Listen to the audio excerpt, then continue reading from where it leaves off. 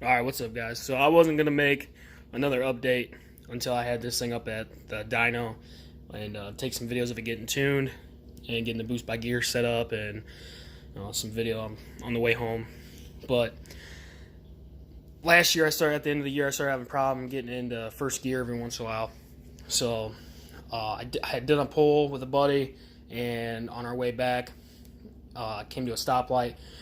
And it was getting real hard to push into first gear, and kind of just whatever, because I know how these X22 trans go and they just don't last that long. So just kind of worry about it. Well, started driving it, drove it like 2 times this year already, and just out cruising, kind of burning up all the old E85 and put some fresh E85 and some cleaner in it, and was still giving me the problem. So I started talking to a couple people, and I was planning on putting a new clutch in, and I was like, well, maybe it's the synchros in the transmission or something, so I'll just tear it apart, put some carbon synchros in it or something.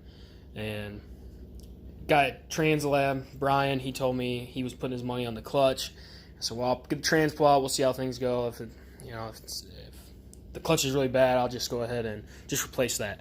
So the old clutch right here, that puck has seen better days. This is a competition stage 5 4-puck sprung. I think they said it's rated for 375 horse, which is probably around 200-ish, somewhere in the 200s torque. This car makes 630 horse and 427 foot-pounds last year when it's tuned. So this is no good no more. Here's the friction plate off the flywheel. It's a Fidanza flywheel, and nothing catches your nail, no waves, and it looks pretty good other than being dirty from touching it. And then since this disc wasn't rated for very much, we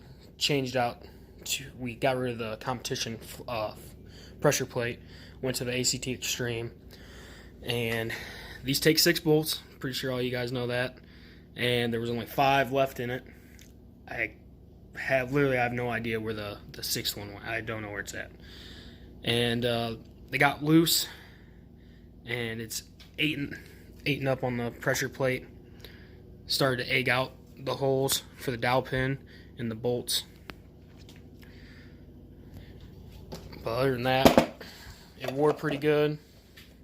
I don't really see much wrong with this pressure plate, other than the fact that it's gotten ate up from the bolts and becoming loose. But it's not wavy. Nothing catches your nail. So that's no good. So I ordered a ACT. This is the Xtreme sprung. This one, I think they said it's rated for 490 foot-pounds of torque. And let's see, here's the throw bearing. I still got to put that on. Get some lube on the. And then there's the clutch now. The ACT 4-puck disc, the ACT Xtreme disc and pressure plate. And then got a new friction plate on the flywheel. New ARP flywheel bolts, torque to spec. Got Loctite on them. ARP lube on the heads. I got ARP pressure plate bolts. Same with those, Loctite.